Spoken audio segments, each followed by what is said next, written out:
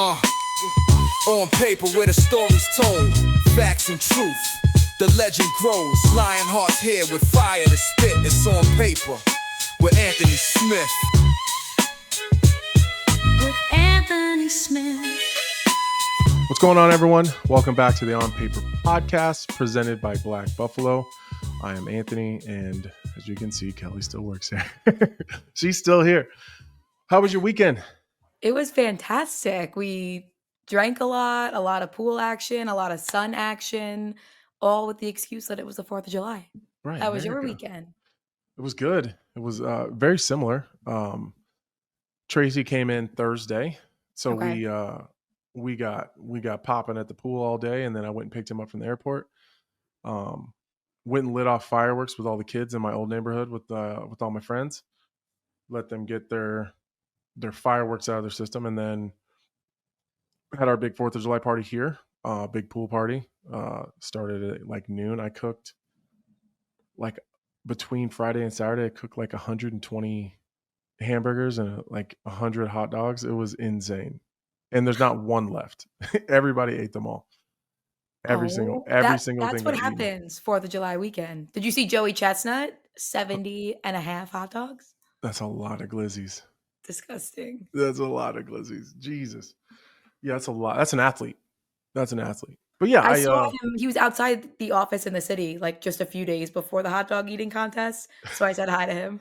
I was like, wow, this is the most American thing I've done in years. Did he look like a guy that could eat 70 hot dogs? He had about 50 sitting in front of him. He was doing a hit for Fox News. So I don't know what the hell they were having him do, but he had about 50 sitting right in front of him. And it looked very natural. Yeah, the things people do these days is insane. But yeah, it was good. I was really tired. I was taking Tracy to the airport Sunday morning, and I text my wife, I need a nap, a pedicure, and an IV. That's what I need. I'm struggling over here. One of those things feels out of place. Yeah, it was so much fun though. Friday was great. Saturday that's when I had the team over after the promotional thing. So that was a lot of fun to have the whole team together. It was a good time. Well, I want to talk to you about that. I feel like I have a bunch of follow-up questions. You obviously spoke about it last episode. You were getting, what was it, your 2nd degree black belt? Mm-hmm. Yep. From Tracy. That was the whole reason Tracy was in town, because Scotty not here to do it. It felt right to do it with Tracy. So just first and foremost, before I get into the more detailed question, how did that go? It went really well. It went great.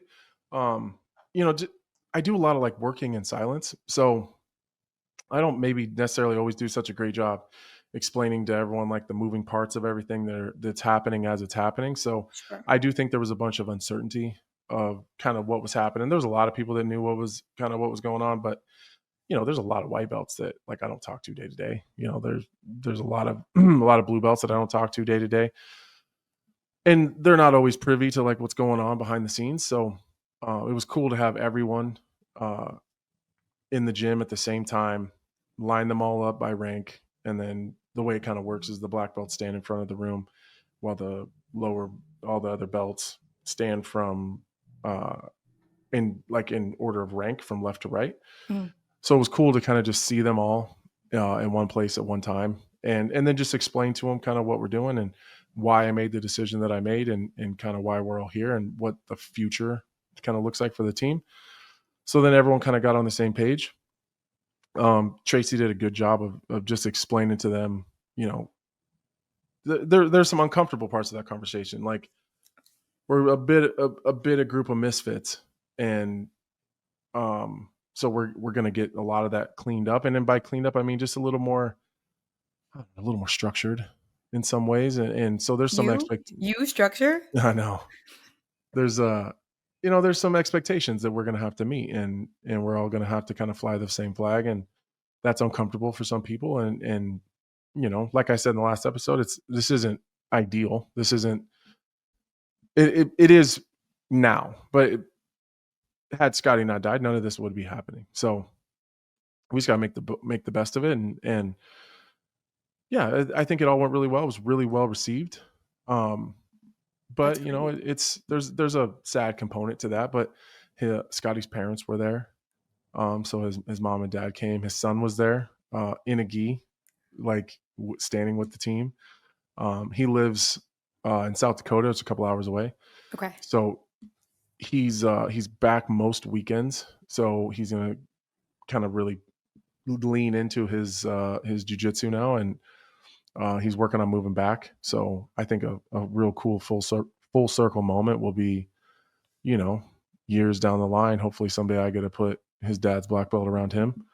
That would, that's the plan someday, that we can get to that point. But, there's some things with his own personal life and his job and all that stuff. He's got to work his way here, but he came and hung out at the pool with us, and he was kind of with us all weekend. He bought like $3,000 worth of fireworks. So Did he? after the Friday party, him and his buddy just nerded out and went crazy on the fireworks. And so me and my family in the neighborhood just sat around and watched. So that was fun.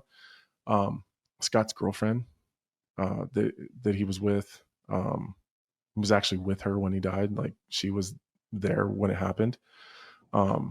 She came, which was a bit shocking, not because we don't want her around. We want her around as much as she wants to be around. She's struggled with it pretty tough and doesn't do super well with huge groups of people. And, she's still really struggling. So all of this stuff is kind of just reaffirming that he's gone. And so that's hard for her. But she came to the house afterwards and hung out by the pool. And I think she really enjoyed herself. That's as special. much as she can. So it was cool. I had Scott's parents, his son, his girlfriend was here. Well, it's like you guys at the gym are a family in and of yourselves, and then to have Scott's actual blood family there, it's I don't know, a sense of just like a familiarity in a way, and it was probably really special for both parties. You guys having them there, and them being able to watch you guys do what you were doing. Well, and someday I hope, as his daughters, he's got younger daughters too. I hope someday we can get them into the gym and get them into jiu-jitsu and just, I don't know, enjoying something and learning something that was so important to their dad. That's important to me too. So, we'll get there. They're still young. So, yeah, that's the plan, is to get them involved. And yeah, it was good. Everything was good there. Had a lot of fun with Tracy. So That's great. it was good. I have a couple of, I guess, nerdy questions about the process. And we always say that's kind of what we're doing here on the podcast. I'm the fan, and I have Right. questions about how things work. And I've been Yeah. learning from you and Dean and all of you guys for years. But is there a method to the madness when it comes to promoting somebody? Because I know you were promoting a couple of guys as well. And I had seen pictures on Tracy's Instagram, and it kind of looked like you were starting the process of putting the belt on, and Tracy kind of finished it. Is there something to that? That's Did not you how do it's it supposed wrong? That's not how it's supposed to be. Because I've always been in the second chair to Scotty. So there's a certain way that a jiu-jitsu belt gets put on. Like it's its own. We always joke with white belts, like, you can't even get a stripe on your white belt until you can figure out how to tie your fucking belt correctly. It's hard to do it on somebody else.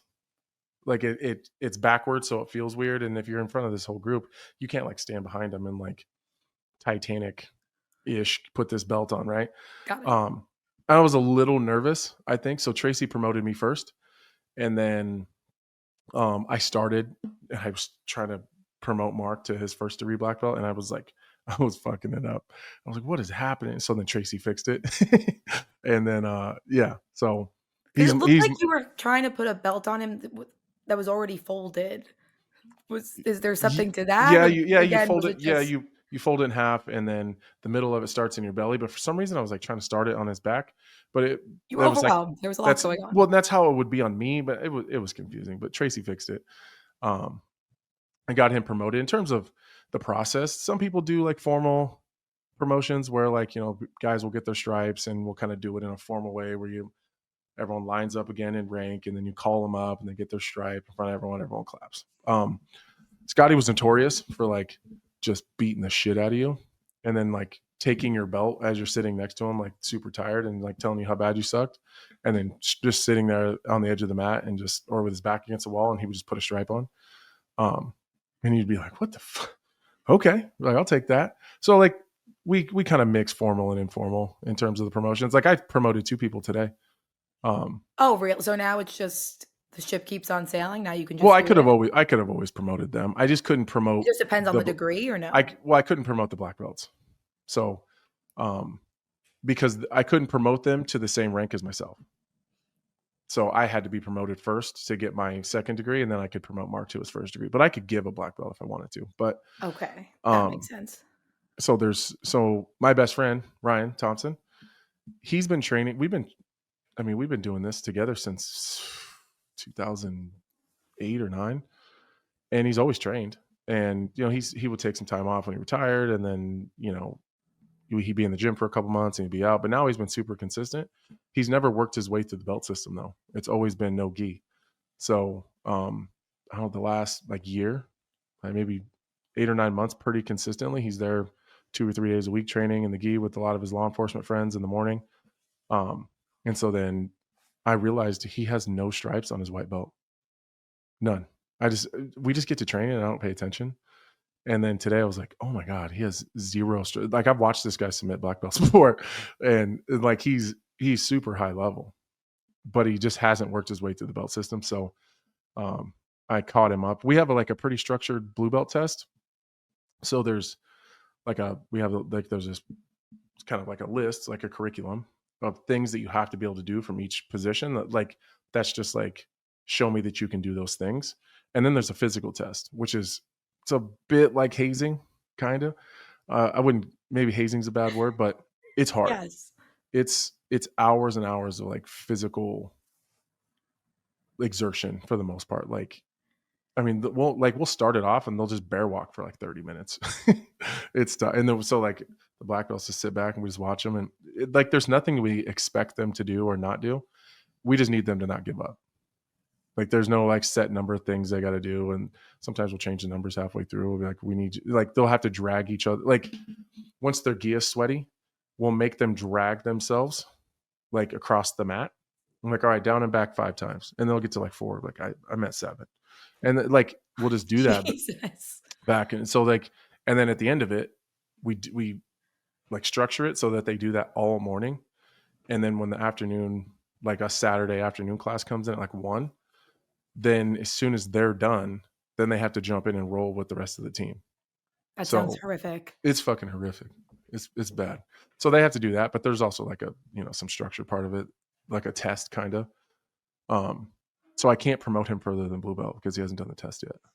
Got it. Otherwise I would just give him a blue belt and we'd just start there, which is what I kind of wanted to do, but he wouldn't even accept it. Like he wants to go through the process just like everyone else does. At times it feels a bit silly that he's like, I still walk in and laugh because he's wearing a white belt. Like you're the worst. Nerd. You fucking nerd. But I mean, he should. Like one time I was using string headphones and you were like, are you poor? Like, where are your AirPods? And I literally went to Best Buy that day. I was like, oh my God, I have to go to my local Best Buy because I'm so embarrassed. He should be like he probably should be like a purple belt with like 2 or 3 stripes, but he wants to work through the process, and it wouldn't be fair for everyone else to see him wearing a purple belt and not at least do the test. So I striped him all the way through almost all the way through his white belt today because he's just way behind. There's no reason he should be no stripes. So I put 3 on it today. I don't know that I've ever given anyone 3 at one time, but he's so far ahead of any of the other white belts. There's not a white belt that I know that he wouldn't beat. So, okay. So to answer the original question of the 2-man job, you and Tracy putting a belt on not Mark, on purpose. his name was not on purpose. It's just that there's not really rhyme or reason to what you guys are doing there. You just get there. Yeah, I fucked it up. Yeah, I fucked that up. We're going to have Cody Brundage on in a few minutes here. Mm-hmm. But before we get there, while we're still on the America topic, I have a question for you. What's that? A few days back, President Donald Trump announced at a rally in Iowa that he and Dana White have plans to host a UFC event on the grounds of the White House sometime next year as part of his big, shebang to celebrate the 250th anniversary of the signing of the Declaration of Independence. Would you fight on that card? Okay, before I get to my answer, I was laying in bed and I always have one AirPod in when I sleep. Always. I don't know why. Sometimes I listen to comedy. Sometimes let my YouTube Rolodex just roll. It's just like, maybe it's just noise in the background, but I always have one AirPod in, and I fall asleep, and then I wake up and I got to fucking search the bed for it and charge it or whatever. But I must have been like in like a twilight, because something, like, I think I was like half asleep, like mostly asleep, but like a tad bit aware. Because I remember hearing like Donald Trump talking about having a UFC event at the White House, like on the White House grounds, and like how Dana would have to, we're going to do this. And then you're like, no, well, I'm not going to do it. Dana White's going to do that because he's the best, and goes on and on and on. So I wake up the next day. I'm like walking. I think I was gonna start making coffee in the morning. I was like, fuck, I had the craziest dream. I had a dream that Donald Trump was gonna like have a UFC event at the White House. And then my wife was like, no, that's fucking real. I'm like, what do you mean that's real? She was like, I've been seeing it on Facebook all day. So I look it up, like, sure as shit, I was actually listening to Donald Trump announcing a UFC event at the White House. I thought it was crazy. I had been like checked out on my phone because, again, doing a bunch of stuff for 4th of July weekend. I refreshed Twitter, I don't know, maybe Saturday morning, and it's like odds to fight at UFC White House. I was like, what are you talking about? MMA Fighting had this big graphic of all of the potential fighters that could probably with land odds on that card. So then I looked it up. I was like, oh, we have to talk about this. Have to. To answer your question, I would come out of retirement to fight at the White House. 100%. It'd have to be at heavyweight, but I'll come out of retirement for that. If I don't want to fight MMA anymore, but It'd have to be unsanctioned. yeah, I don't want to fight MMA anymore, but I would 100%. Like, if Mick Maynard told me that there was a chance that they would put me on that card, I'd be back. I'd have to re-enroll in the testing pool, me and John Jones, and we'd have to find someone at heavyweight, and we'd have to go get her done. I'd love to see like you and Weidman at heavyweight. On this White House we card. both would have to be like, can you imagine, just it's the card's filled with nothing but like, it's like me, Weidman, like Cowboy, just a bunch of retired old guys who are coming back for something Literally 185ers beefed up to heavyweight, Yeah. maybe on steroids, Yeah. Fighting at the White House, good old for sure. American style. Right. We'll see if we can Celebrating the Declaration of Independence. Like you see that video where Poirier was like, as soon as I retire, I'm getting on steroids. I'm doing, like, let him retire, let him do his thing, and we all just come back just juiced to the gills. No, I love the honesty. Honestly, Yeah, fuck it. I really do. Yeah, I let's saw Bet Online obviously put up odds for who's going to fight on this card. Dustin Poirier, the betting favorite, plus 250. Max Holloway, Sean O'Malley. Justin Gaethje seems like a given. He's always at the Right. Donald Trump rallies. Sean Brady, Sean Strickland, John Jones. I feel like Sean Strickland should be at the top of that list. The first person I thought of was Colby. Oh, yeah, it's definitely got to be Colby. Yeah, Colby versus Strickland. That'd be fire. Who's like the all-team Donald Trump? Colby Justin. For sure. Usman a little bit. Bryce Mitchell. Yeah, we could. Yeah, that'd be a great card. It'd be a pretty good card. Just a bunch of Donald Trump homers. You could make an awesome card out of that for sure. So you're full line open. I'm full on in. Yeah, I'm full on in.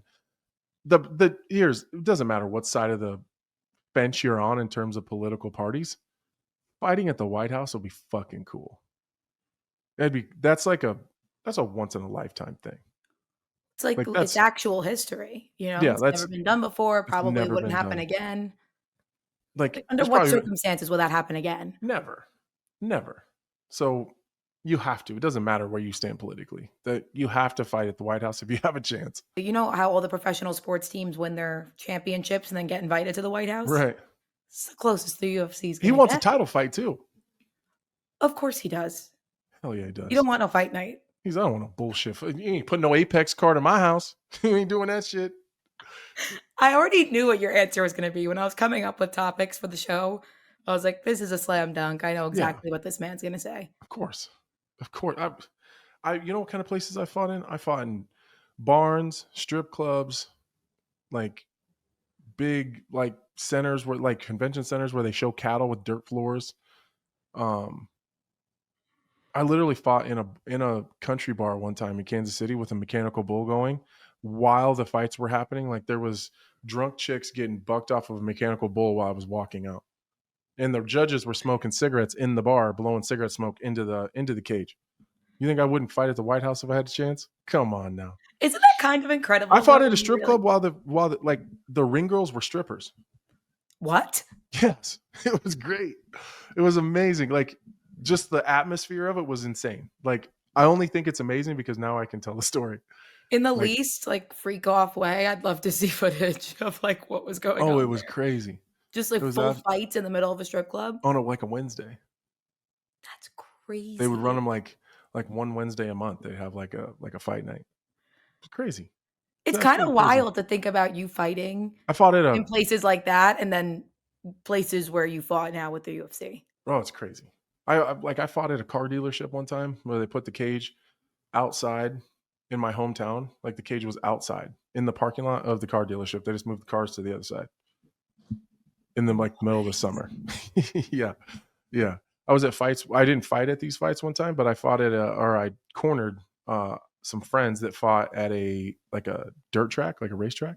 Mhm. So they run like 2 races and then 2 fights, and then 2 races and then 2 fights. And like, as the cars were going by, they were throwing mud up into the cage. So there's people in there with like mops and shit trying to mop the mud out. Well, then it's back. Like, this isn't canvas. These are vinyl floors. So they're slippery. So people are falling down and tearing their knees. It was crazy. That kind of adds up though for the Midwest. The car dealership's still a little weird. That what you just said, I can absolutely picture going on It was sweet. in like Nebraska or Dakota. Yeah, it was in North Dakota. Iowa. Yeah, it was in North Okay. Dakota. Yeah. Lots of casinos on like Indian reservations. Lots of those. We got to ask Cody Brundage about this as well. Got to get his takes. We have another fighter on. We have to see if they fight at the White For House. sure. And Cody's fun. He's got a great mind for the sport. Whatever you think of him fighting, put it to the side. Sit back and just listen. He's a MMA nerd to the fullest. So enjoy. Cody, how are you? I'm good. Thanks for having me. What's going on, dude? What's up, buddy? Just What are you up chilling. to? Yeah. Just been on some vacations. You texted me this morning. I got home from the beach. You're like, let's talk about some fights. I'm like, I'm always down to do that with my boy. So There you go. it's good, man. It's good. I took a little break. I'm getting back to training, but you How know how it long? is, man. How long was your vacation? Just a couple weeks. A couple weeks. Yeah, well, I had 1 week with the girls, and then Bobby's mom's actually in town, so she came back with the girls. So then I had a week of vacation from the vacation. You know how There that you is. go. There you go. Yeah. Right on. So you're just about to get back to training? Yep. Start back tomorrow. Nice. When do you want to fight again? I was thinking like September, maybe September, October. You know me, I'm trying to always stay active. So Right. hopefully they hit my line soon. What do you think? You think maybe you get on this White House card?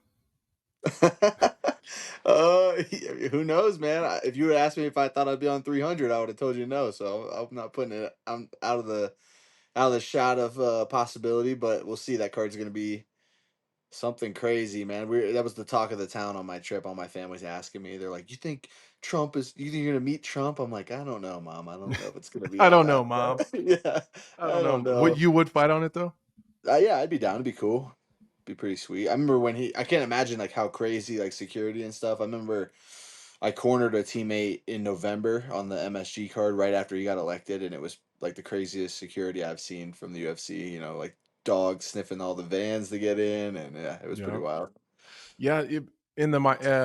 He was at Miami at that pay-per-view there. hmm And there was that like the ocean's right behind the like the bay is right behind the Yeah. arena, and I was over there just standing there with like me and Poirier and Chael, and we're like looking out, and there's just all these boats, like these Secret Service like police boats all over the place. And then someone was like, there's a guy like submarines like rolling around at the bottom. Like, are you serious? For him to come to a UFC pay-per-view? That seems Yeah. really expensive. It's crazy. It's crazy that connection, like what it kind of has led to. I always find it crazy when people jump the cage to like Mhm. talk to him. I'm like, Secret Service is just their buttholes are clenched Angry. the whole time. Every time. This is so Every stupid. time. Why are we doing this? Newark was crazy though. I don't know why the security was so much different in Newark. I mean, they went through every single part of like every bag we had, like coming in as staff, like they were like taking pens apart and shit. Like, are you They had serious? That's my favorite pen. the cut men were doing your raps with safety scissors. It was a total mess. Yeah, what an absolute disaster. All right, dude. I was thinking, we'll get you on here and we'll just talk about kind of just the same shit we do in the gym all the time. Like we just chop it up about fights. I am curious, what do you think of this Ilia Topuria run thing? Yeah, I think one thing when I watch him, it's interesting. We were watching Wimbledon this week.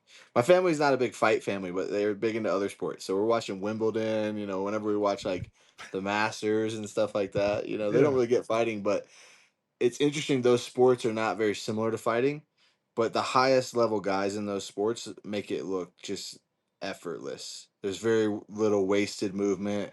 Everything's pretty clean. There's no overstrike, overextension, and I feel like with Ilya, he's been the best at that. I feel like Connor was a great version of that. He didn't really get too overextended, and that's why he was so talented. He'd make you miss by 1 inch because that's all he needed to kind of crack you back. But he would still like hunt that left hand. He was so hungry to get that left hand. You'd find moments where he'd get caught, right? Or he'd Mhm. miss big, and that's why he'd get tired. I can't really remember even the last time we saw Ilya even miss big, Right. And so that's more impressive almost to me is that he doesn't even look like he's winding it up. He's I think it's just going and I think it's crazy that he only had like one knockout or two knockouts outside of the UFC and then gets in and then it's totally different. I don't like that part of it is probably the most fascinating. Like the one we see now, it seems like he does everything perfect. yeah, Like if you want to teach someone how to fight or like how do you throw a left hand? Like how do how do you roll under a right hand and like pick the technique. Like how do you do that? Like what does it look like when it's done right? You kind of just pull up Ilia Topuria, like everything, his hands are in the right spot. Like he just executes everything perfectly. Like we do it in the gym all the time. Where we're like, yeah. you're doing it correctly and it looks right and it's technically sound. And then you get into a fight and you just have a It's fucking a brain fight. fart. Yeah, it's a And then you fight. just you just go kind of crazy. But he never does that. Like he never gets outside of himself. It's wild to watch. Yeah, he does a really good job too, like you're saying, like if you were to just put like a blacked out image of a body doing the technique, you could just use Ilia Topuria, it seems. Like with the from rotation to rotation, he has power in both of his hands. The crazy thing is, which would be exciting. The thing that intrigues me about like the Islam matchup is I think he's equally as talented as a grappler.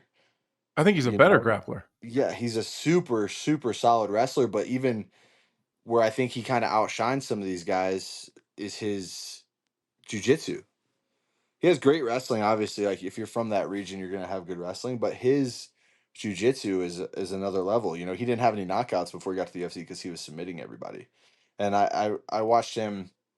You can it's hard to know where the guys that he's fighting are at. Uh, in terms of you hear like are they past their prime? Are they? You never know. I don't know what they're doing in camp, but I know when I watched him fight one of my teammates, Yusuf Zalal, it was a closer fight. It was short notice and it was Ilya's debut, but he put Yusuf in a ton of trouble on the ground. And if anyone's trained with Yusuf, he's super technical and solid on the Right. ground, It's and high level. yeah, super high level. So if he was able to do that to him, I feel like kind of speaks volumes, especially in his debut. And he's only getting better, which is something you don't typically see from a champion, um, double champ type person. I felt like I keep comparing him to Connor because I feel like that's the comparison people are making. Um, he progresses and gets better at a much higher rate than Connor, in my opinion. For sure. And he's much more well rounded than Connor, prime Connor, in my opinion. Right. I So don't even think that that's an argument. yeah, I so don't it's think like there's I much just of an don't argument even there. know.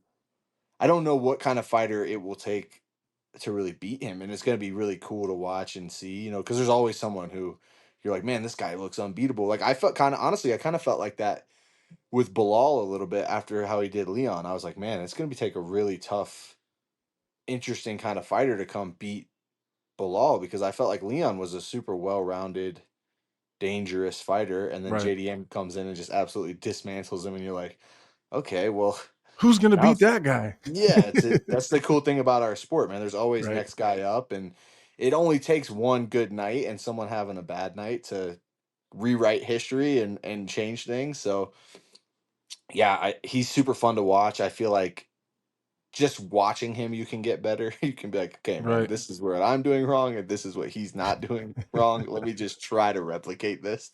Yeah, I was He's having cool. a tough time kind of gauging him a little bit and like his person. He really won me over after the fight though. It was like during the fight week, he was saying some wild shit. Like, I'm sorry, this has to be you. And you like Yeah, look like back at it afterwards, you're unbelievable like, stuff. Jesus. Like he Yeah, was genuine. he's just a compassionate guy. Yeah, he meant it. Like Yeah, like you see the video of him and like see like 60 people with him. They're all like, "Congratulations on your victory." You're like, "What the hell? This guy's insane." And then you're like, he's this like, is "Oh, Friday. yeah." This is on He's like, Friday. "It's pretty cool, man." And it does seem genuine, which I think is the key, bro. I think Well, fuck, that's look at the Volk.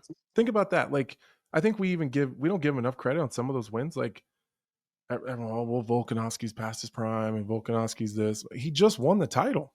yeah. He just dismantled a guy that went on in his next fight and won the title Yeah, and the against a guy really and tough Diego Lopez. beat a really good guy too. Yeah, that's the other thing. It wasn't like Volk just got given the title because Right. Ilya It's not like left. he won it on, took it off of someone that he'd already beaten, like not the Yeah. Yair. No, I'm not saying anything bad about Yair, but like he'd already beaten Yair. So it's not like he just Mhm. went back to the well and just kind of re-racked something he'd already done. Like Diego Yeah. is as good as they come. So I mean, Yeah. he beat a And on really the and had all the momentum in the world, had everything going for him to win that fight. And hurt Volk. And Volk battled back, come back and win. Yeah. So that's the thing is like you when someone makes you question how good the goats are in your sport, Mhm. maybe they're the goat, and that's kind of where I feel like Ilya's at. Because we're like, man, is he a good anymore? Is he all right anymore? And it's Yeah. like, And then yeah, we're gonna and like he's still him. we might see Max just look like he might look like another world beater here in a couple weeks. Do you think Yeah. you think he's leading fighter of the year? Or do you think it's more of an act, Um, or do you think he's gonna have a problem with just his activity? uh, yeah, it's a weird thing. I think activity matters. I think how you put people away also matters. I don't know if Charles is the guy that I would say, and I love Charles. He's one of my favorite fighters. Has been since I started watching the sport. Um, Obviously, really talented guy, but he does have some durability. I think if anybody's going to be like, hey, what are some of the issues that Charles Oliveira has? I think durability has always been an issue. Mhm. He just typically can come back, and guys are too afraid to go follow him to the ground, so it gives him kind of a free area to recover. But I don't know if Charles is the guy that wins you fighter of the year. It seems less of a win to me, just legacy wise, than like knocking out a Max Holloway or knocking out Volk like how he beat Volk. And um, but if he gets a couple more wins, if he fights Armin, who he should fight. I know they're saying Patty. I hate that fight. I think it makes no sense. I think other than business sense, makes good Right. business sense. Yeah, it makes And perfect sometimes business that's sense. what the sport is. Sometimes the sport is business, but it's like I just don't think that's the fight to make. I think Armin showed he could make 55. I don't like when we say, okay, you're the backup fighter that guarantees you the next title shot, unless we don't want it to, and something might make more money. Right? Yeah. Like it's always good if you're the backup fighter. You did us a service. You're gonna be the next guy up, unless Joe Unless Rogan Patty, accidentally. Yeah, yeah, unless Joe Rogan actually calls the wrong person in the ring, and now we got this whole issue. right. I would rather see Patty and Gaethje, and I then like that see fight. and winner of that gets. I think both those guys need one more. I don't think Armin needs one more. He beat Charles. He's kind of been the guy. He finished Dariush, who just looked Mhm. pretty good. You know. Right. And he's a tough fight for Ilya stylistically. It is a If tough fight. I think you yeah, have to be a really good wrestler. Like you got to yeah, be able to threaten the wrestling with Ilya because right because now I he's think not you can get worried. him tired. I think you can get him tired if you do that. Right. Well, he's not worried. Like he's not No, worried about because he is such a good wrestler and grappler. He's not super concerned, so he throws freely. Like he has no problem. Like okay, if you shoot, well, we'll fucking deal with it when it happens. yeah. Um, I think Armin is a guy. He's a really good scrambler. I think the scrambles Well, are that going to Gar, make the what was difference. it? The Gamrot Armin fight was like probably the best. If you want to watch the best showcase of wrestling in MMA, I think that was probably the best showcase of wrestling Goddamn in sneezing MMA. over here. No, I agree. I tell people all the time, if you want to watch a fight, like a really grappling, heavy, exciting fight, if that's what you're into, Gamrot and Sarukian is an One of absolute the incredible best. fight. One of the Yeah. best fights. I thought it still is one of my favorite fights I've ever watched. Yeah, It's I not the remember. most, there's not like a lot of violence happening, but Yeah, it's but it's high just like level. high level. And I remember when I was watching it, I was like, wow. Yeah. Multiple times, I was just like, wow, that was intense. Right. That And I was think crazy. Gamrot took that on short notice too. Yeah. So I think, Talk about a guy who stays in shape. I think Sarukian, because you know where there's all things are headed. Islam beats JDM. Ilia Islam is on a collision course. If you want to see the closest thing to Islam, what that matchup potentially looks like, Ilia Armin is pretty damn close stylistically Right. to what that fight I Right. think And looks like. Sarukian had a really close fight with Islam.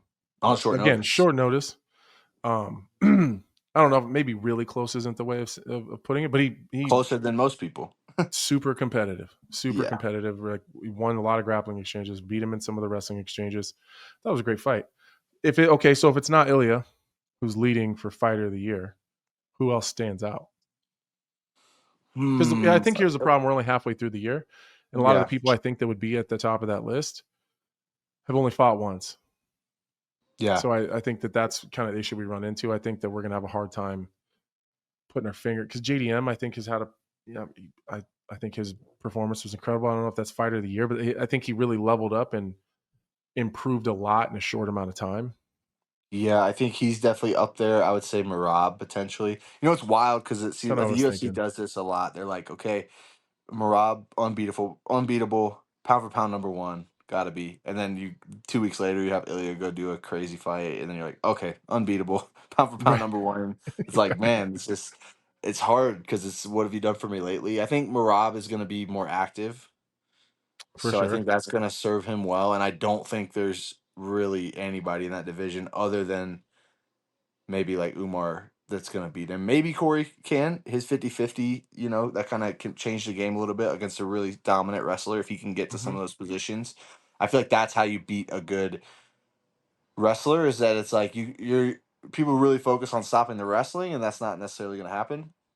You're not going to close that gap in the amount of time that you have.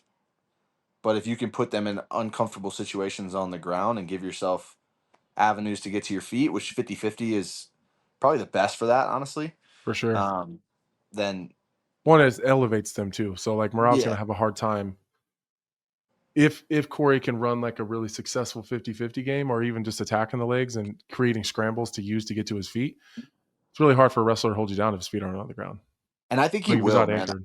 The way he was able to get to those positions, I know Figgy's not as good of a wrestler as Marab, but there was when I was watching it, when I watched it back. Honestly, I don't know that I would say that. I think sometimes maybe it's less about who's more technical and who's better. I think sometimes it's whose game is tailored around that.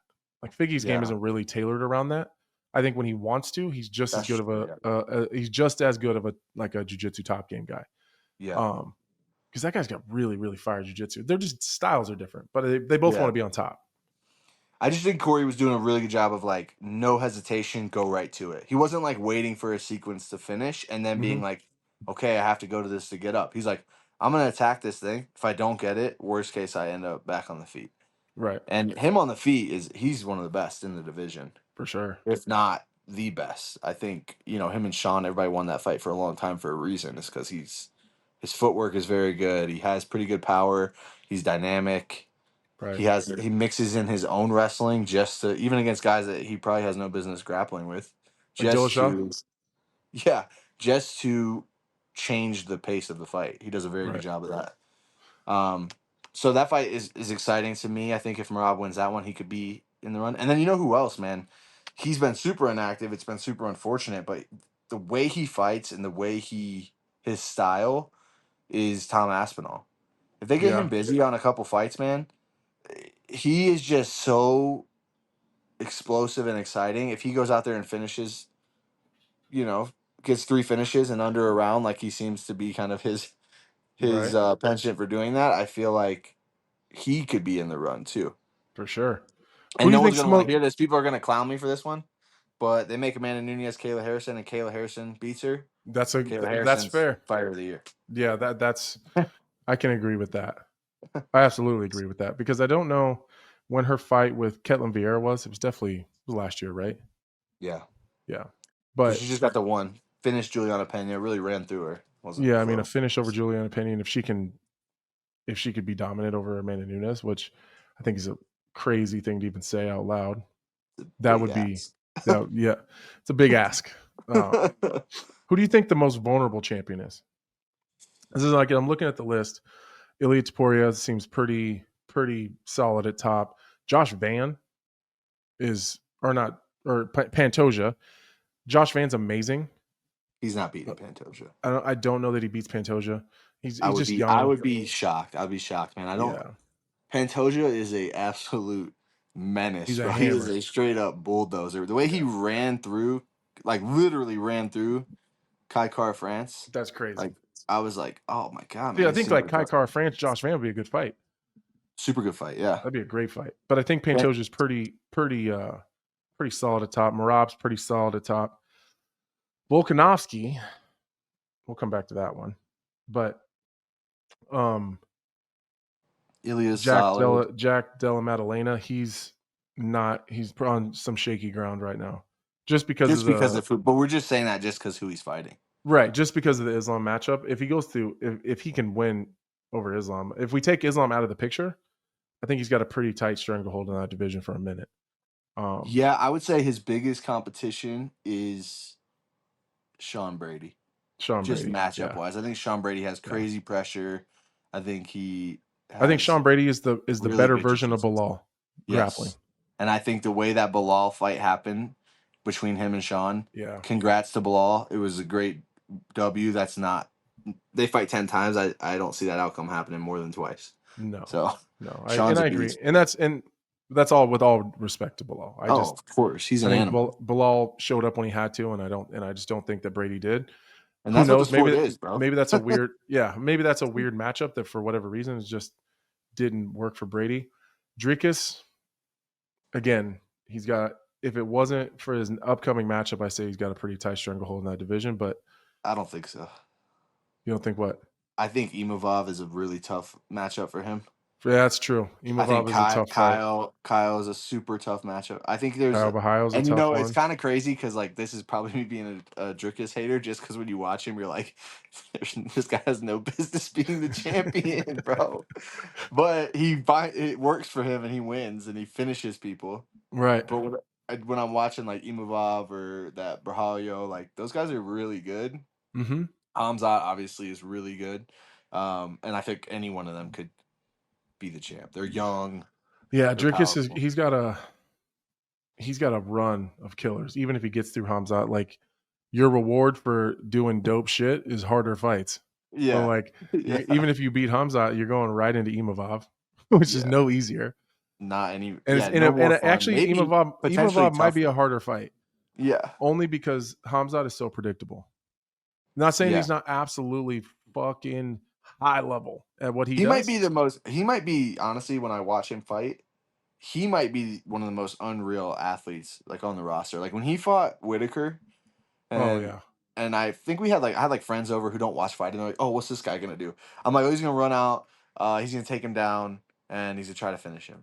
And they're like, well, how do you know? I'm like, that's what he does every fight. Like, does the guy he's fighting know? I'm like, yeah, he knows. They're like, well, he's definitely not gonna be able to do it. Then I'm like, well, yes, I think he's gonna be able to do it. And I watched that dude in the big cage shoot from 15 feet away. He shot so far away, he crawled on his knees to make contact and still took him down. I was like, oh my god, this guy's an animal. This guy's a monster. I was like, you guys don't watch fighting, so you don't really understand what just happened. But that was unbelievable.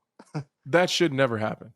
Yeah, against the former world champ, multiple-time world champ, right? Like super and then dominant squeezed fighter his face, and then squeezed his face until he not only did he make him tap from squeezing his face, but he broke his face in like 3 seconds. Yeah, quickly. Yeah, he's a problem. But he is fairly predictable. So at least if for some reason you can find a way to deal with the thing that he does the best, you might be able to get out of there with the win.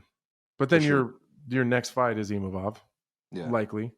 which is not any easier, and say you beat Imavov, then you're at Kyle Bahio, and Who might be the that best one sucks. And that out of all sucks three of too. them. Yeah, he Yeah. might be the best one.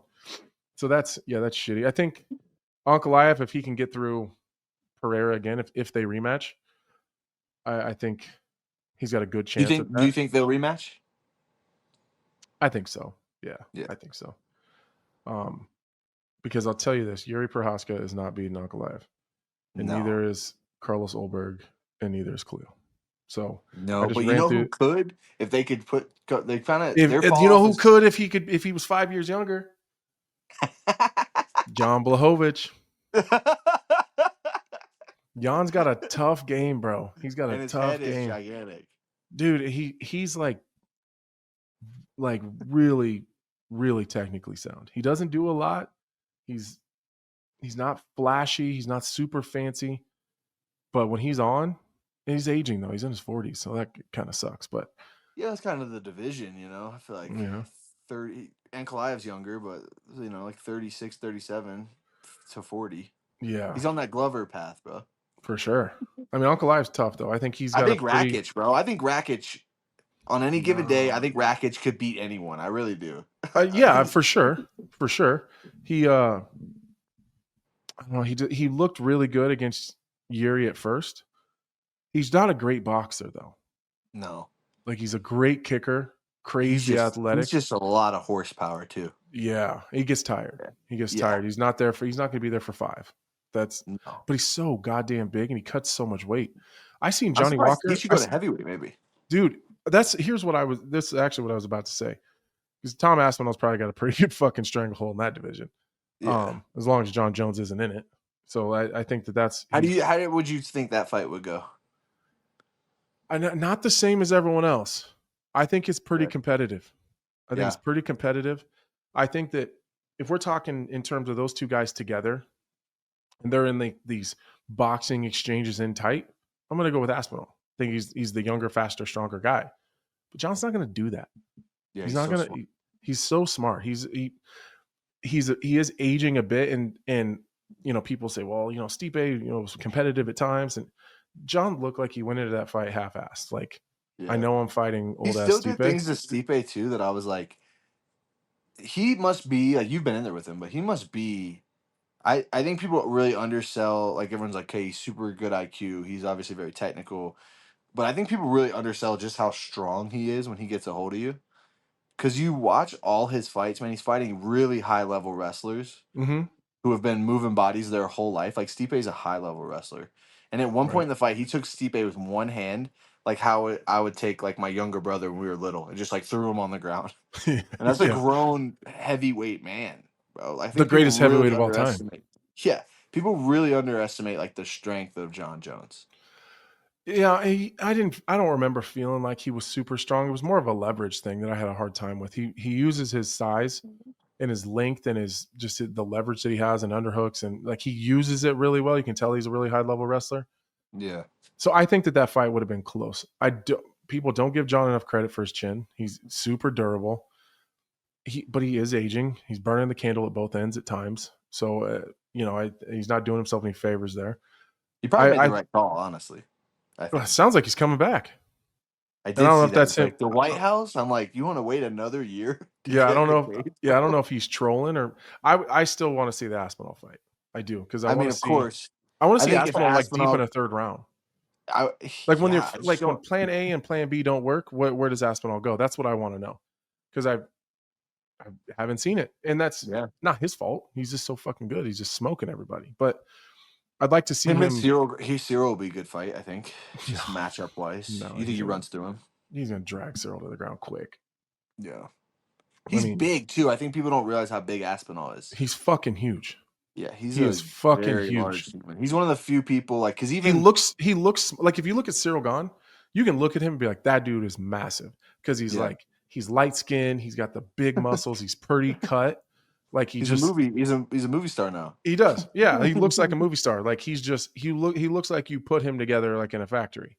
Yeah. But Aspinall isn't like super cut up. He looks like if you just took one of us and then just like had like a basketball pump and just pumped us up like 50 pounds. Like Yeah. and he's tall as shit. He's like 6'5". Like Well, when he did that face off with John he at like wasn't that smaller. convention, he was one of the few guys I've seen that wasn't noticeably smaller. Because John lists himself at 6'4". He's not 6'4". He's not 6'4". He's 6'5", He's maybe like even taller. 6'6". Yeah. He's big. You know how many people Because you're online hit 6'4".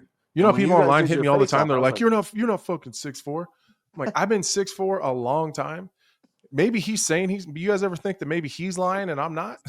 yeah, I'm telling the truth. Yeah, maybe with my neck injury, maybe I shrank a little bit to like 6'3.5", but I've been 6'4" a long time. And John Jones was he was at least a couple inches taller than me. Yeah, And like he's big. when I did that one of the Lionheart Lounge episodes with Tom Aspinall.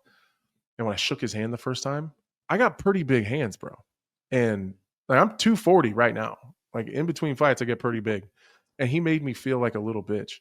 Like they're so big. Like him, Cyril Gahn, like Derek Lewis doesn't even fit in that group of people. Like he's a heavyweight by weight, but he is like me It's with different. a belly. Yeah, it's different. It's different. Yeah. Like these guys are massive human beings. Like think about how big Francis is. And I remember seeing the face off with Francis and Cyril Gahn, and Cyril was bigger than Francis. Yeah. Like even his Well, bro, chest. you never saw that? I never sent you that picture where like Cyril Gahn come to the desk and he's on the Yes, desk and with when you? I was in And it's Paris, obviously the ankle, but he looks like a prehistoric creature. I'm like, Anthony, they got you looking like you fight 155 right now, bro. You that's need to how try I to fix felt. these ankles. That's how I felt standing next to him. It was like Dom Cruz next to you. Dom Cruz looked like the leader of the Lollipop Guild, though. You were next up, though. I was like, damn, this is not good. No, this is not good. So yes, I think he's got a pretty good. It might be. I don't know. Most vulnerable might be Drickus. Drickus or Volk? It might be Volk because Mofsar's a problem. Mofsar's a problem. And then there's just some that are just like unknowns. Like there's some guys in that division that are unknowns. Aaron Pico's an unknown at this point. Like Arnold Allen. Allen is very talented. Very. What's his name? Lerone Murphy's very talented. Super. Know where that guy's good, man. Sean Silva, good. He hasn't had the same level of competition, but he's shown yeah, he's running through. He's a real problem. He's ranked 10th. I don't think he's the 10th best guy. No, and I think his fight with Diego will really we'll see what level he's at. So he may jump the list. Who knows? Yeah. Well, if he goes out there and knocks out Diego Lopez, which is a really tough thing to do, even if you beat him, to put him out is a tough thing to do. That's a fucking terrible matchup for Diego too. Diego's not like people don't give Bryce Mitchell enough credit for as good of a wrestler as he is. Like it's a bit unorthodox, but if he gets a hold of it, that dude is like country strong. Like you've seen him drag like people like Dan Ige who are remember when he fought Edson Barboza? Like right, yeah, yeah. Like Dan Ige is a great wrestler. He's a high level wrestler, super strong, really great grappler. And Bryce, anytime he got a hold of him, drug him right where he wanted him. And I just don't know that like John Silva was able to deal with Bryce's wrestling pretty much no problem. Yeah. I don't know that Diego Lopez is a good enough wrestler to get Silva where he wants him. Yeah. Better like striker, if he gets him on the ground, I think that Diego's he'll be fine. But fuck, what if he's hung out there on his feet for fucking 15 minutes? That's tough. Yeah, John Silva he's a better in front of you striker for 15 minutes. He's a better striker than Bryce. More dangerous. Diego? Yeah. Oh, absolutely. But I just think that the better striker is probably Diego. Oh, definitely. Or is John Silva. Yeah, for sure. But I think maybe he's significantly better at striking than Bryce and more dangerous, at the very least. And so that can make the wrestling easier. Because I feel like John Silva literally in that fight against Bryce was like, I don't care if this guy hits me. He's not going to hurt me. Yeah, I'm just defending all I have to worry about is the takedown, And then he ends up submitting him, which is with crazy. A nasty ninja choke, too. That thing was disgusting. It reminded me when Jake Ellenberger choked. Man, who did Jake choke? Koscheck? Oh, yeah. That nasty. Like, Koscheck just kept spinning around in circles inside of the choke while he was dying. It was crazy. When you roll and the guy just falls on top of you, I'm like, ooh, that's a bad spot. Don't do that. This is going to be over soon. Okay, so maybe one of those two. I was looking, and like we got guys like John talking about coming back. Ngannou has kind of been I don't know. It was interesting. He was at I fought UFC Atlanta. He Mm-hmm. was there with Kamaru Yeah, wearing kind all of. the UFC stuff. I'm like, this will be everywhere. Yeah, everywhere. And when Yeah. Dana was asked about it, it wasn't. It was mostly a no, but it It wasn't wasn't. like Chris Cyborg where he was like, hell no. Yeah, well, he didn't say fuck no. Yeah. He was Wouldn't it like, be I'd crazy rather if not. He's like, John I'd rather leaves? not. Wouldn't it be crazy if John leaves and then Ngannou comes back? That would be funny. Yeah, that'd be And then if nuts. Tom knocks him out, John just stays retired. He's like, yeah, I'm good. He's like, nah, I don't want to do any of that. You think Tom would stand with Ngannou, or you think he'd just take him down? I think he'd take him down. That's one thing about Tom Aspinall. I think he has good fight IQ too. I You think got he's no smart. ego. No ego. Like I thought it was hilarious what he said about Pereira. He's like, if he comes up to heavyweight, I'm gonna take him down immediately. He said, "I'm gonna football tackle him Yeah. from across. I'm gonna run. He's I'm gonna he's like, sprint no straight across." technique. I'm just gonna sprint across the cage and run him over. That is, yeah, that's what I would do. Anyways, before I move on to this weekend's card in Nashville, we were talking about heavyweight. I really think that like Rakic and Johnny Walker would be really good inserts into that division. Yeah, I They're agree. so big. I think they hurt themselves a lot. Well, 'Cause I even see like Johnny that Petrino Walker. kid that's going up to heavyweight. Yeah, why is he going to heavyweight? He's not that big. He's pretty big, bro. He I stepped in couldn't the cage tell. against you, and I was like, oh, I'm glad I'm not fighting him. Then he stepped in the cage against Dustin. I'm like, I'm really glad I'm not fighting him. If you got to step sideways in the cage to get through the doors, Yeah, to get you through the gotta door. go. You're up to heavyweight now. I Later. didn't feel like he was that big, but I think it's because I fought You significant. fought Like the biggest I guys, fought though. John, I fought Rakic Johnny, I fought Rakic. Like those guys are just are huge. different human Johnny was beings. huge. I remember being cage side for that fight, man. I Like, seen him this weekend, this last weekend in Vegas. I stopped and talked to him for a minute. I'm like, dude, how are you going to make 205? He was like, this is how I always am. He was every bit 240 probably. at least. Yeah. At least. And One time I it's was in interesting to me Paris. those guys don't go up because I'm like, man, I can't imagine that. You're not bringing your best product once you get down there. Yeah, and I can't imagine that they think heavyweight is harder than 205. It can't be. Just like because guys get more athletic the lower you get, the pace of the fight is higher. The danger's not really that much different at 205 than heavyweight. If Not you're really. 200-pound men throwing heat, you're gonna knock each other out. Like you're That's telling just me, how it is. you're telling me that like Johnny Walker and Rakic wouldn't be competitive with at least 5 down. Like Curtis Blades is a different level of athlete. Like, Yeah. and he's absolutely huge. Pavlovich, I think both those guys would be competitive with him. I think both of them would be competitive with Volkov. Yep. Waldo Cortez Acosta, competitive. Tybura, competitive. Spivak, competitive. Lewis, competitive. Tai Tuivasa. Yeah, I mean, there's come no on. one outside of the guys that were like elite. these guys are fighting for the belt. Right. That I feel like I think couldn't that both compete. those guys are super competitive there, and they're not going to have to suck themselves down. They can just show up kind of at what they're at. I was in Paris one time at maybe the last Paris event, and Rakic was there, or maybe it was two Paris events ago. But he was coming off the double ACL or whatever. Yeah. And I always do this thing when I hug athletes or other fighters. I always like kind of give them a little pat, like I'm checking. You know what I'm saying? Check them out. Especially guys in my weight class. I'm just trying to see like what How you doing? how big are you normally? And I remember like slapping him on the stomach, like, "Hey, dude, what's going on?" We're talking, and my fingers like went in between his abs. And I said, "Dude, how much do you weigh?" And he looked around like the cops were going to be listening. He was like in the 250s. I feel like it was like 252 or something. And I was like, And "How?" he's every bit of 6'5". Mm-hmm. Oh, There's yeah. no reason for him to go 205. It doesn't even make sense. All right, Cody, before we get into this weekend's fights, I want to give a shout out to Legendz, the official sweepstakes partner of the On Paper podcast. It's 100% free to play. You just make your picks, climb the leaderboard, and you win real prizes.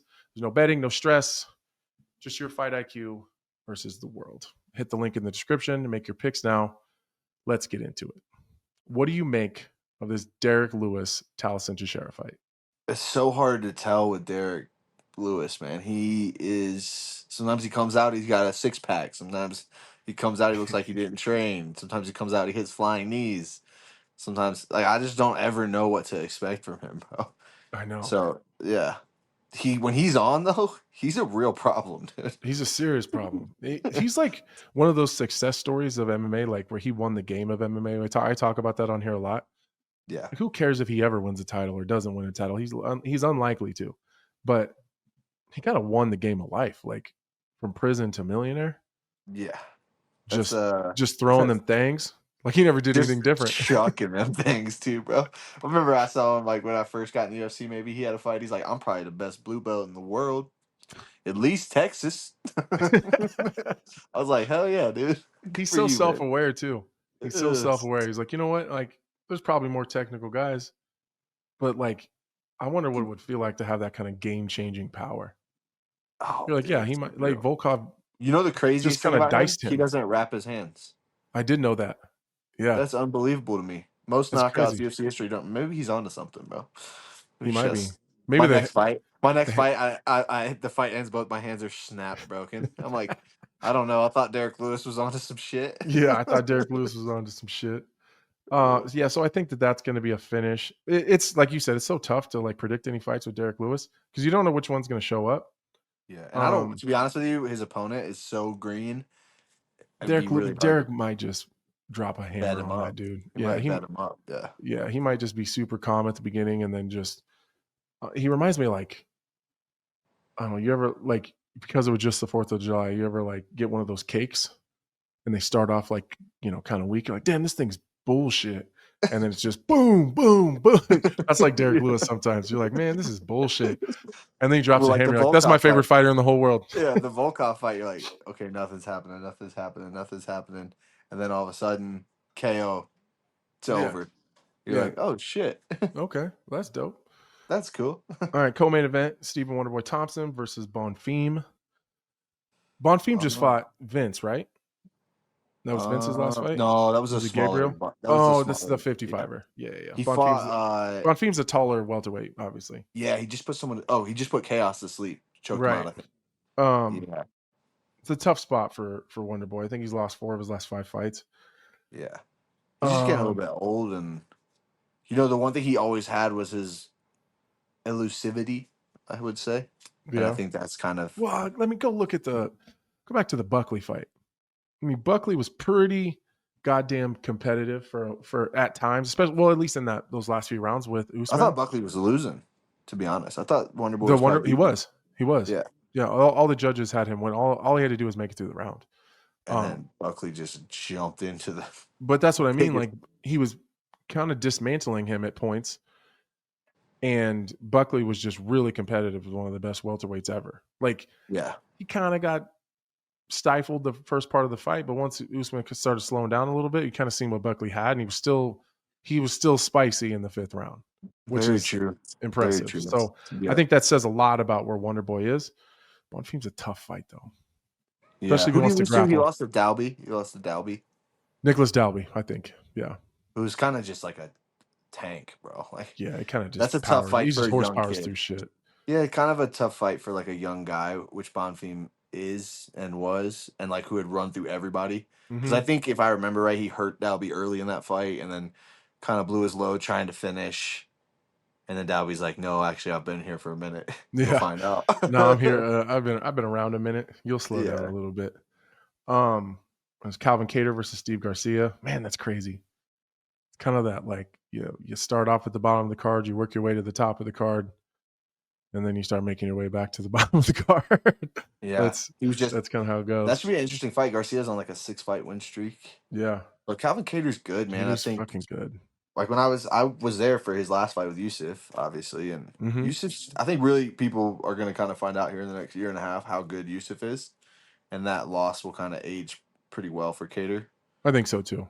I think Yusuf is like he's one of those guys that were like, oh, he's ranked 11th in the division. He's not the 11th best guy in that division. No, and Yusuf fought he fought super smart, and the only way that he had the ability to beat Kattar. That was really going to be it. Kattar's got great takedown defense, really nasty, clean boxing, and that's about the only way that Yusuf. It's one of those fights where Yusuf had to fight like the perfect stylistic fight. If he got outside of himself at all, he was going to have a tough time. Yeah, it wasn't the most exciting thing in the world. I think a lot of people were kind of annoyed by that. But listen, the winning is number one. And that's how Yusuf cashing 2 checks and improving your ranking is what we're trying to do. I know the fans don't love it unless you just sit down and bite on your mouthpiece. Someone goes down, but that's why we have Power Slap now. So exactly. go do that, dude. You should try that. No, I'm good. No, okay. I'm actually really excited for Nate Landwehr and that Morgan Charrier. Oh yeah, that's gonna be a really good fight. That's a good fight. Yeah, Yeah. that's gonna be. I bet that gets fight of the night. That's a fight of the night Any type fight fight. Nate Landwehr is in, as long as he's with someone who can take it. There's And gonna be some. I'm pumped for the post fight interviews on this Nate card, man. Landwehr at the White House is where we Yeah. got to go. Nate Landwehr, you got Derek Lewis. This is gonna be some good post fight See, interview they got to get content. Derek Lewis, but you think he takes his pants off? What do you think That's his signature move now, dude. it has to be? All right, dude. Well, thanks for hanging out with me. I kept you longer than I was going to, but Oh no, we had it's a good. I time on appreciate here you, bro. ripping. Yeah, I miss you, buddy. I know it. I need to get my Come ass see to me. Denver. I know I need Yeah, to get come there and see do me. be doing some jiu-jitsu grappling tournaments and stuff coming up. So come rip it up with you guys and Professor Busy and we'll go from there. But Yeah, let's get after it. thanks for coming on and hanging out with me for a little bit, bro. Of course, brother. Anytime. Warning, this product contains nicotine. Nicotine is an addictive chemical. Black Buffalo products are intended for adults aged 21 and older who are consumers of nicotine or tobacco. If you're 21 or older and use nicotine or tobacco, it's time you charge ahead and join the herd with America's only credible smokeless tobacco alternative, Black Buffalo. Now available at thousands of best in-class retailers like Wawa, Circle K, Sheetz, Love's, Pilot, Racetrack, and more. Black Buffalo was established in America in 2015 to honor the ritual and tradition of dip without the tobacco leaf or stem. Black Buffalo's long cut and pouches are made of barn-cured leafy greens that dip and feel like traditional products, all with food-grade ingredients and USP-grade nicotine. You're in good company with the Black Buffalo herd. Brand ambassadors like MMA Hall of Famer Cowboy Cerrone, professional race car driver Ryan Blaney, and country music star Larry Fleet all proudly dip Black Buffalo tobacco alternative, an American brand built on authenticity and respect. If you're looking for a real dip experience, long cut or pouches, go to blackbuffalo.com to join the herd. Use their store locator to find a retailer near you or ship products directly to you in most states. Black Buffalo Tobacco Alternative. The future of dip, honoring the past. I could listen to you and Cody talk for, well, I just did for 45 minutes, but he is like an encyclopedia. You were talking about guys' last fights. You didn't remember who they fought. He knew who they fought, how the fight ended. Like, he's just got a Rolodex in his brain. He does. That's pretty much what we do at the gym. Like when obviously when I was still fighting, we'd finish our practice or it'd be right before and we just sit on the mat and just rip about whatever was going on in the game. So I figured he was going to be pretty good. And it's actually been a few weeks since I've talked to him. So it was like perfect. We kind of just caught up and then just do what we normally do. You were talking about Stephen Wonderboy Thompson in Mhm. action this weekend. You were correct. He has lost 4 of his last 5 fights. He has a Kevin Holland win squeezed right in there. I actually tried to get him on today because we talk about Wonderboy here and there, and you Yeah. guys have some funny stories. He told me that they had karate camps all day. You know, everyone who knows Oh yeah. Wonderboy knows that Yeah. if he's not training for his own fight, he's teaching the karate camp. So he said they had camps going on all day. He was sad he couldn't jump on, but he did say to poke you in the eye for him. I don't know if that's Poke me has in the that eye. gone down. Yeah, he said, "Poke Anthony in the eye for me, please, thanks." No, we don't need that. So maybe you guys have some beef that I didn't know about. I can't wait. I'm going to poke him right in the eye when I see him next. Well, He's a hopefully he lot. gets a win this weekend and we can get him on next I week. know. Hopefully, get him on next week. He's a lot of fun to work with on the desk too. He's Is he? yeah, he's fun. He's really fun. He's fun to listen to. Yeah, and he's learning the the TV game is much different than I think. I think a lot of people think that it's easier than it is. So For sure. he's learning his there you have to figure out your study routine. You have to get that down and figure out what works best for you. And there's just a lot of other things you got to kind of like figure out. Like a lot of like finding the right camera to be looking at and just staying on topic. But he does a really good job. So I think that as he continues to get better, I think he's going to really shine in that role. Well, he's kind of being thrown into the fire too. Like for you, you were doing your hits on SiriusXM, and then Hmm. after just doing interview spots, you got your actual gig on SiriusXM doing weekly shows. So you were at least acclimated to speaking about Hmm. fights in such a way, even though it wasn't on TV, that you only really had to learn the TV portion, but you already knew how to do the job. Right. Wonder Boy's kind of being thrown into the fire. He may have a podcast, but even so, you do now do a podcast. Podcasting is so much different than live For sure.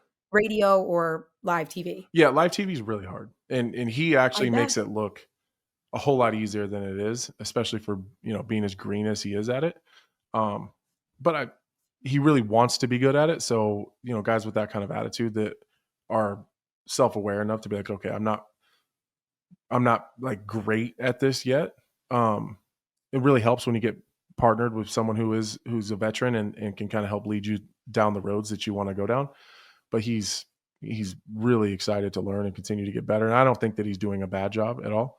It's just tightening up some of the stuff. A lot of the stuff that I would mention that he's working on, you guys wouldn't even notice. So it's just, he's going to continue. You're just going to notice it like, wow, he's gotten really good at this. So I think he already does a great job though. Real quick before we get out of here, what's going on with the car? We haven't spoken about it in a few weeks. Do we have the car? Okay, so is it fixed? What's going on? So they got the new motor into the car. Okay. Then when you get a new motor, they have to do like an evac and recharge of the AC system.